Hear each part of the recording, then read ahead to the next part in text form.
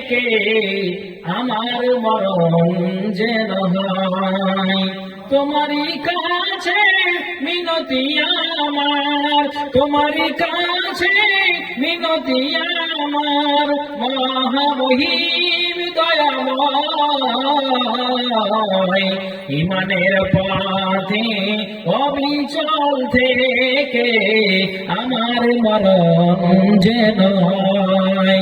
ইমানের পথে অবিচল থেকে আমার মরণ যেন হয়। কেন এই কথা বললাম?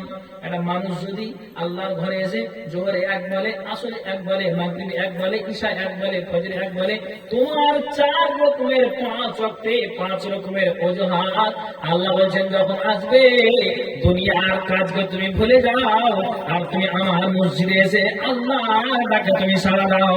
দুনিয়ার কাজকে তুমি ভুলে যাও, খবরদার তুমি নিয়ত করে টলমলাও না, নইলে কিন্তু তোমার নামাজ নামে ইবাদতটা যদি চলে যায়, তাহলে আখিরাত, কবর থেকে নিয়ে আখিরাত পর্যন্ত তোমার বরবাদ হয়ে যাবে। কপাল ফুটে মরে গেল আর খুঁজে পাবে না। দেখো তুমি আল্লাহকে ধীরে স্থির ভাবে। তাহলে আমি যদি এই রকমের নিয়ত নিয়ে মসজিদে যাই, সব কিছু আমার আপনার বেকার হয়ে যাবে, সব কিছু চলে যাবে, সব কিছু আমার আপনার বেকার হয়ে যাবে। তবে আপনাকে আমি কোনটা শিখাবো বলুন? কোনটা শিখাবো? যেই সময়ে নামাজ চালু, সেই সময়ে আইপিএল চলে। যুবক ভাইয়েরাকে দেখছি এইদিকে তারাবি চলছে, ওইদিকে অ্যান্ড্রয়েড মোবাইল নিয়ে তারা আইপিএল মগ্ন আছে।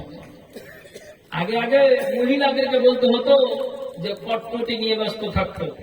জি, এটা হয়নি? কতদিন চললো? 3 থেকে 4 মাস না কতদিন চলেছে? জি, বছর চলেছে, 1 বছর।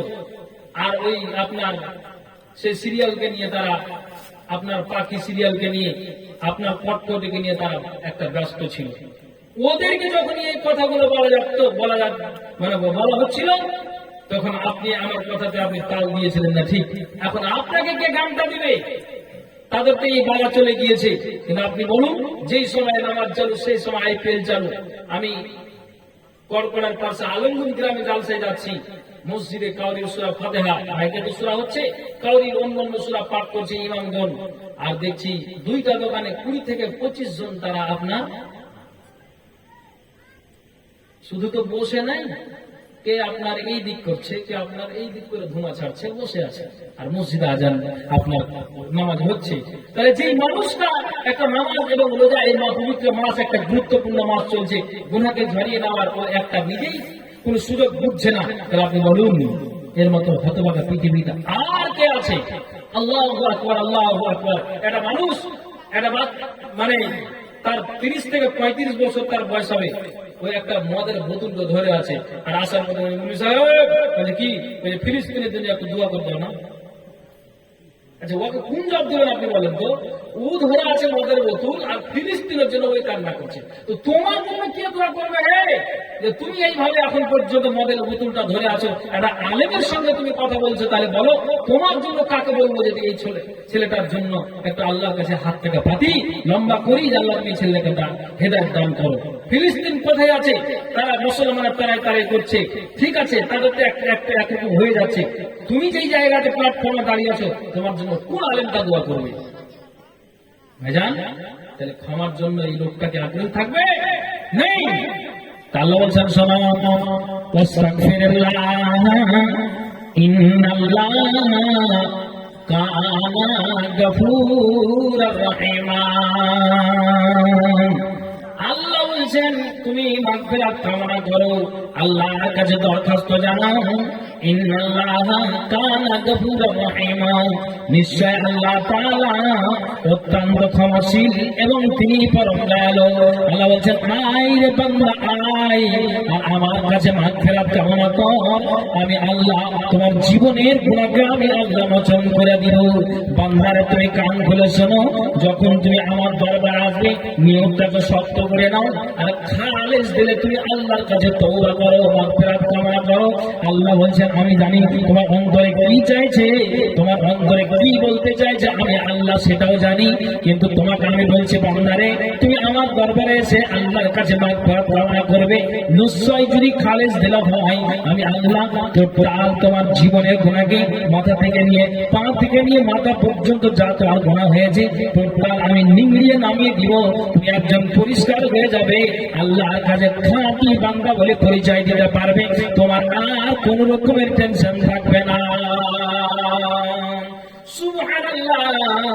আপনাকে আমি যেটা বলতে চাই, হযরত উমর রাদিয়াল্লাহু তাআলা আনহুর মতো একজন সাহাবী, হযরত আবু বকরের মতো একজন সাহাবী, উসমানের মতো সাহাবী, আলীর মতো সাহাবী, এই বিশিষ্ট সাহাবীরা যাদেরকে আল্লাহ পাক রাসূল জান্নাতি ঘোষণা করেছেন, উমরের চোখ দিয়ে পানি ঝরঝর করে কান্না করে, ঝরঝর করে চোখ দিয়ে পানি পড়ে।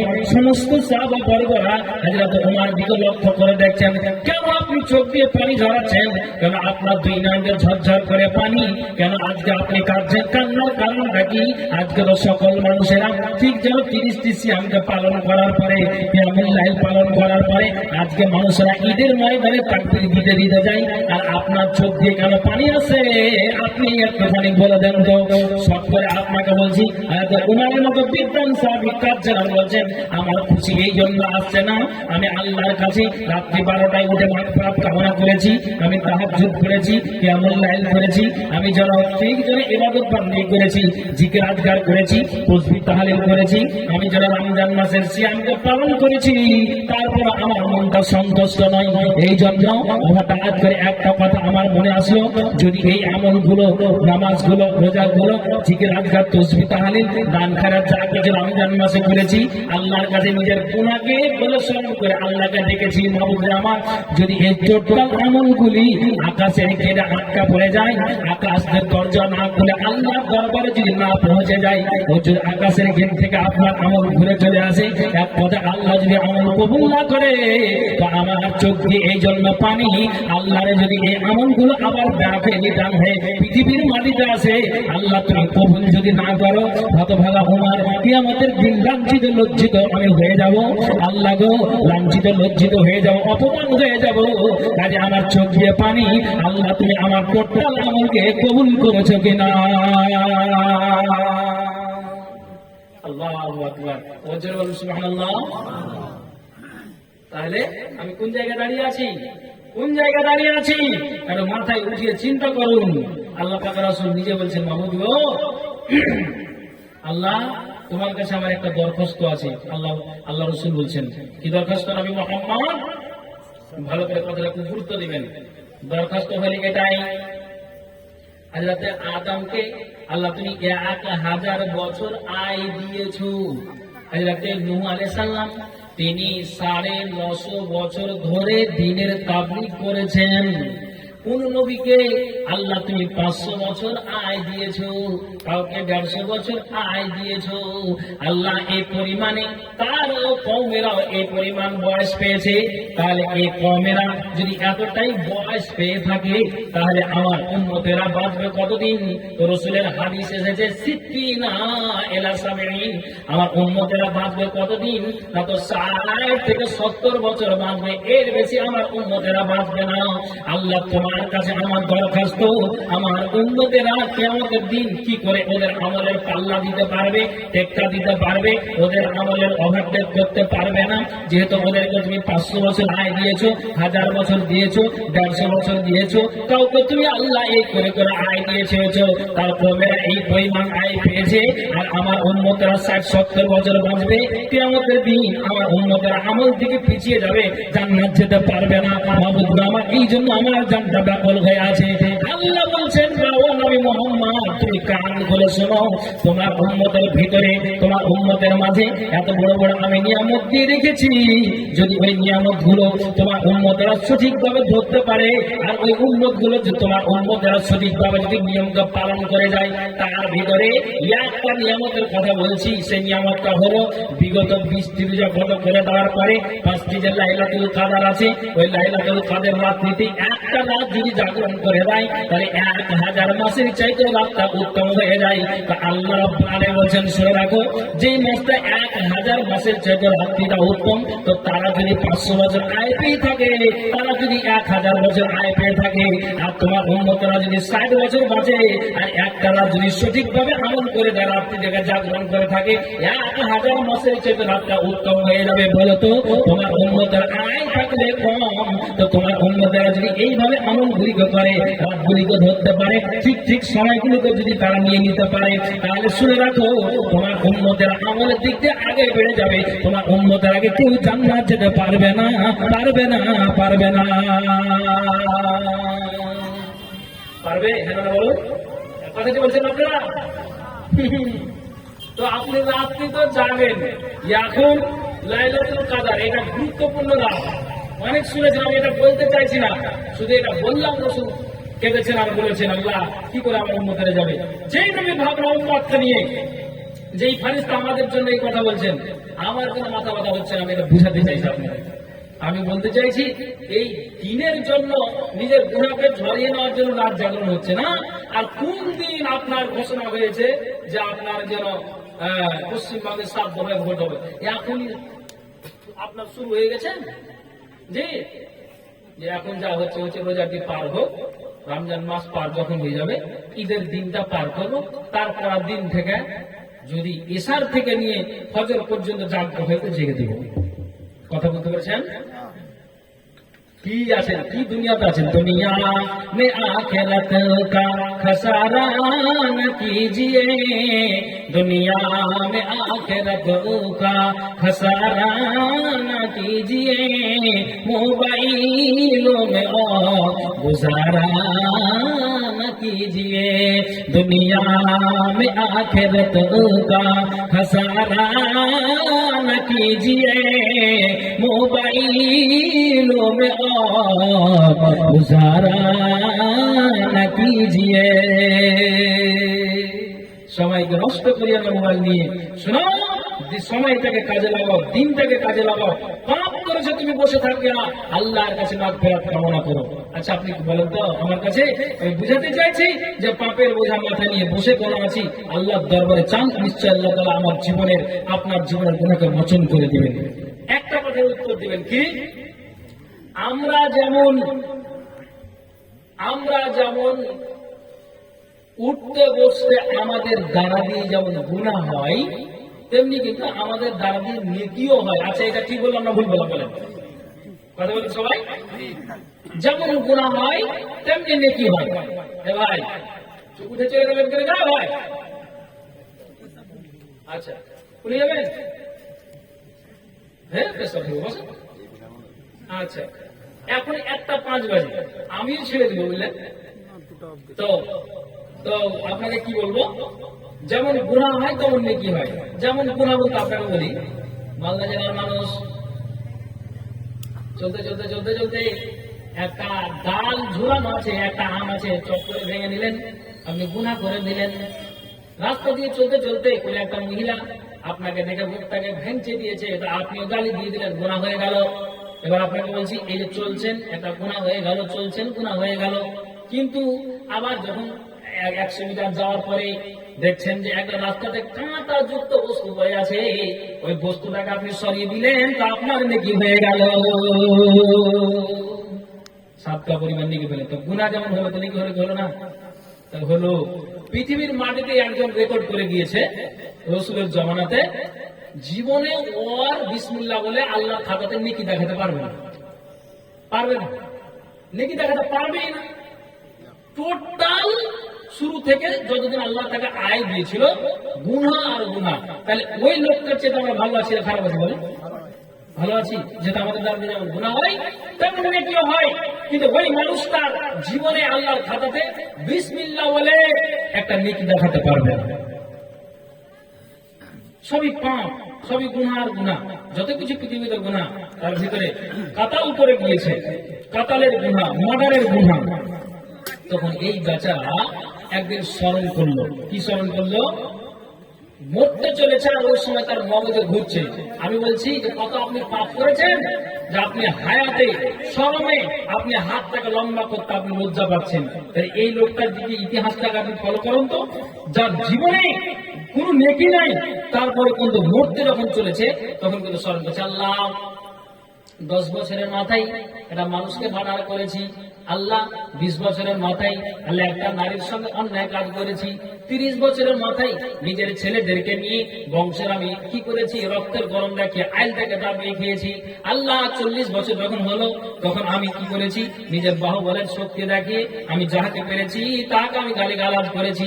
আল্লাহ যখন 50 বছর হলো তবু আমি পারোয়া করি না, জানের পারোয়া করি না, অন্যায় করে যাই। পিছনে ছেলে আছে, মেয়ে আছে, বউ বাচ্চা আছে, তারপর আমি পারোয়া করি নাই, আমি অহংকার দেখিয়েছি। আল্লাহ যখন আমার বয়স 60 হলো, এই করে করে করে করে ওই মানুষটা আপনার শুরু থেকে নিয়ে শেষ পর্যন্ত তার গুনাহকে মগজে ঘুরাতে ঘুরাতে তখন দেখলাম আল্লাহ রে, আমি শুরু থেকে শেষ পর্যন্ত যখন আমি গুনাহকে স্মরণ করি একটাও আমি নেকি করি নাই। তাহলে যদি মারা যাই, মরে যাওয়ার পরে আমার কবর আযাব শুরু হবে। আল্লাহ কিয়ামতের দিন আমাকে জাহান্নাম খানাতে যেতে হবে। আল্লাহ আমি কি করলাম, হতভাগা আমি হয়ে গেলাম, চিন্তিত পড়ে গেলাম। তার সন্তানদেরকে ডাকা হলো, আর ডাকার পরে বলছে ওরে আমার ছেলেরা, নয়নের পুতুলি কান খুলে শোনো, আমি এখন স্মরণ করলাম জীবনে আমার দ্বারা দিয়ে একটা নেকি হয় নাই, তো তোমাদের একটা ওসিয়ত করে যাই, যখন হিন্দু ভাইদের কেউ যখন মারা যায় তখন তারা কি করে, শ্মশানে নিয়ে গিয়ে সুন্দর করে ছেলে মুখে আগুন দিয়ে দিয়ে ছেলে আপনার মাকে ওই বাপকে পুড়িয়ে দেওয়া হয়।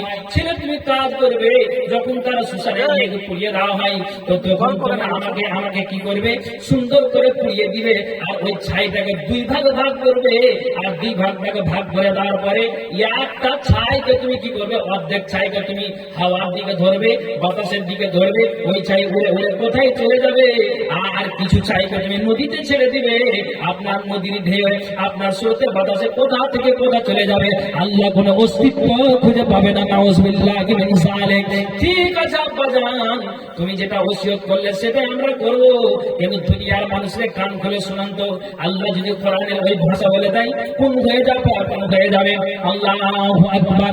ঠিক যেন ওই ব্যক্তিটা কি করলো, ওই ব্যক্তি যখন মারা গেল তখন তার সন্তানেরা সেটাই করলো, আব্বাকে পুড়িয়ে দিল, ছাইটাকে 2 ভাগে ভাগ করলো, এক ভাগটাকে আপনার আকাশের দিকে ধরে গিয়ে আপনার সমস্ত ছাইকে উড়িয়ে দিল, অর্ধেকটাকে নদীতে ছেড়ে দিল। যে আল্লাহ তাআলা উপর থেকে বলছেন এই ছাই যেখানে তুমি গিয়েছো হাওয়াতে উড়ে গিয়েছো, আর কোনখানে আছো এক জায়গাতে জমা হয়ে যাও, এর নদীর ছাই তুমি কোনখানে যাচ্ছ এক জায়গাতে জমা হয়ে যাও।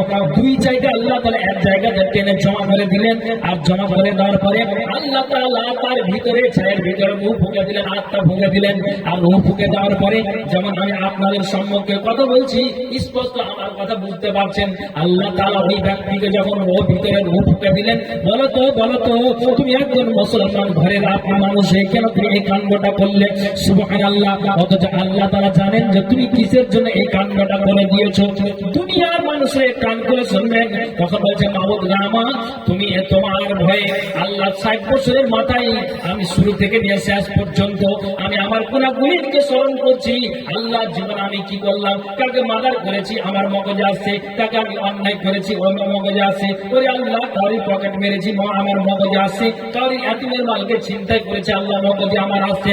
আল্লাহ গো, প্রতিবেশীর সঙ্গে আমার ব্যবহার ভালো ছিল না, নিজের বিবির সঙ্গে ব্যবহার ভালো ছিল না, নিজের আপনার মায়ের সঙ্গে ব্যবহার ভালো ছিল না। আল্লাহ এই যে অন্যায়গুলো আমার করে যায় টোটাল আমি আল্লাহ এই মরার সময় যখন গুনাহগুলোকে স্মরণ করছি তা আমার বিসমিল্লাহ বলে তোমার খাতাতে নাকি প্রমাণ দিতে পারবো না, কাজে আমি তোমার ভয়ে আমার ছেলেদেরকে এই কাণ্ডটা আমি করতে বললাম।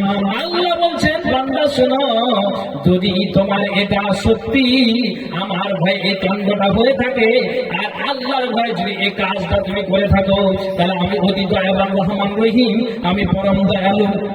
তুমি যে এই কাণ্ডটা করেছো একমাত্র আমার ভয়ে আমি আল্লাহ শেষ জীবনের আখেরি সময়ে তুমি ভয় করার কারণে আমি আল্লাহ তোমার টোটাল জীবনের গুনাহকে মোচন করে দিলাম। একবার জোরে বলুন তো সুবহানাল্লাহ।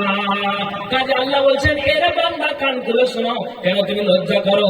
2 হাত থেকে লাইলাতুল কদর পেতে দাও, অন্য সময় রাতে জাগরণ করো, তুমি হাত থেকে লম্বা করে দাও, দিনে ডাকো রাতে ডাকো, আল্লাহর জন্য আস্তাগফিরুল্লাহ ইন্নাল্লাহ কানা গফুরুর রহিমা। আল্লাহ তুমি ক্ষমা করো অপরাধ আমার, ভিক্ষা চাই বারে বার।